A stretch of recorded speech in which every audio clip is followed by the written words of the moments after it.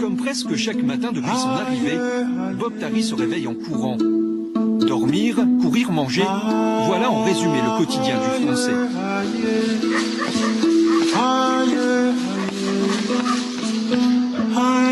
Enfant des cités, Bob n'a pas grandi dans le luxe.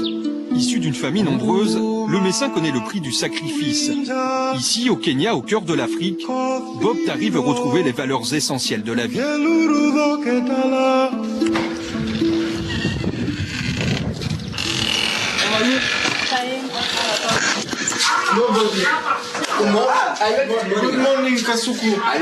Il est un peu plus de 9 heures. C'est le moment privilégié du petit déjeuner. Comme toujours, le repas se prend au camp sur le vieux banc en bois, sous les premiers rayons du soleil. Une tasse de thé au lait, quelques tranches de pain et le calme absolu. Bob aurait pu choisir le confort d'un hôtel. Il a préféré vivre comme ses hôtes. Par rapport à la France, il n'y a rien à voir, quoi. C'est beaucoup plus terre à terre et comment dire, on sent plus les choses, tu vois, on partage quelque chose, donc c'est vraiment quelque chose d'important. Le petit déjeuner, tous les repas au Kenya sont importants. Donc on essaye un maximum d'être avec le groupe et de vivre ensemble. Après un premier stage de 3 semaines au Kenya en 2003, à une centaine de kilomètres d'ici, le Français a cette fois choisi Iten pour poser ses valises. Une petite ville de 2000 habitants à peine, nichée en bordure de la fameuse vallée du Rift, à 2400 mètres d'altitude. Ici, chaque village a son champion.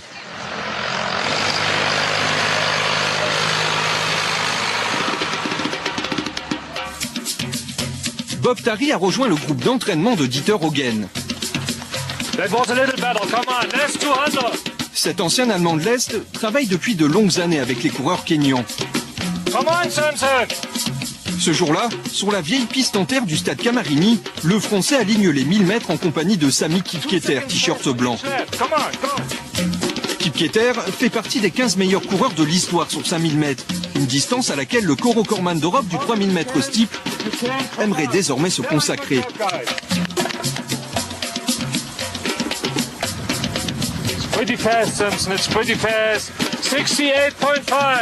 Malgré l'altitude qui lui brûle les poumons, Bob exécute sans faiblir l'exercice.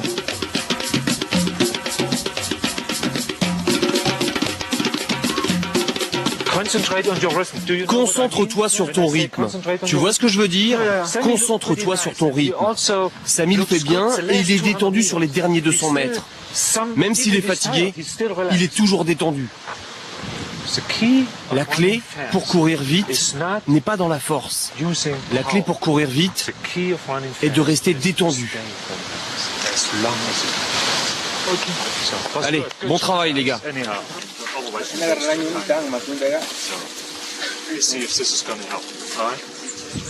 Ici, ils sont loin de tout, ils n'ont pas d'autres activités autour de l'entraînement. C'est manger, dormir, courir. Peut-être 300 jours dans l'année. Donc nous, en Europe, on a toute une société, tu sais, au niveau communication. À partir du moment où tu fais un résultat, tu es un peu médiatisé. Ici, quand tu es médaillé au championnat du monde, tu es un athlète parmi tant d'autres. Donc forcément, ils ont encore plus envie de réussir que nous. Hein. Bienvenue les gars. Bienvenue, venez voir notre camp d'entraînement.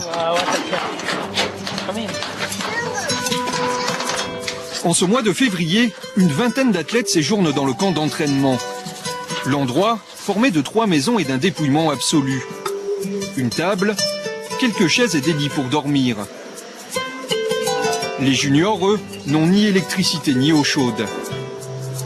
Des athlètes confirmés aux plus jeunes, personne ne se plaint. La pauvreté leur a appris l'humilité.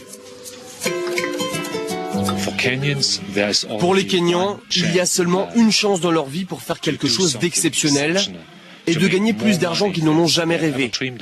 C'est le sport, et ils le savent. Le groupe est presque au complet, c'est l'heure de la longue sortie. Tous ceux qui sont fatigués doivent monter dans la voiture. Nous ne pouvons attendre personne.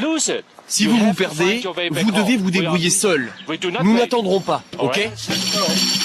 Le message de l'entraîneur est sans équivoque. Aujourd'hui, il va falloir s'accrocher. Bob se retrouve au milieu d'athlètes prestigieux. Parmi eux, Evans Puto, vainqueur des 3 premiers marathons auxquels il a participé, désormais en quête du record du monde de la distance. Il y a aussi Timothy Cherigat, vainqueur à Boston en 2004, ou encore Daniel Komen, toujours recordman mondial du 3000 mètres. Ce jour-là, Bob Tari devait faire 20 km maximum. Poussé par son orgueil, il en fera 25, sans lâcher le moindre mètre.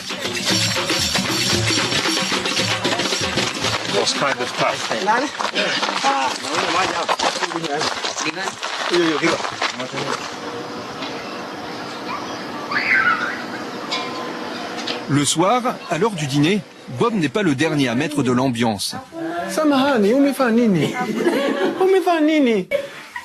Celui que l'on appelle le Muzungu, l'homme blanc en Swahili, fait désormais partie de la famille. Après avoir gagné le respect des Kenyans sur la piste, le Français a aussi conquis leur cœur. Moi, je suis venu ici pour grandir et puis pour avoir une plus grande maturité dans ma vie de tous les jours. Donc c'est bien, c'est ce que j'ai trouvé. Je suis venu ici pour me ressourcer, pour me retrouver. Donc avec tous ces gens-là, j'ai pu justement faire un travail sur moi-même et c'est ce qui compte. That's right. That's right. Because that guy is dangerous. Lorsqu'il rentrera en Europe, Bob Tari se souviendra sans doute de ce petit coin de terre tout au bord de la vallée du Rift. C'est ici, tout près du berceau de l'humanité, que le Français a capté un peu de l'esprit kényan.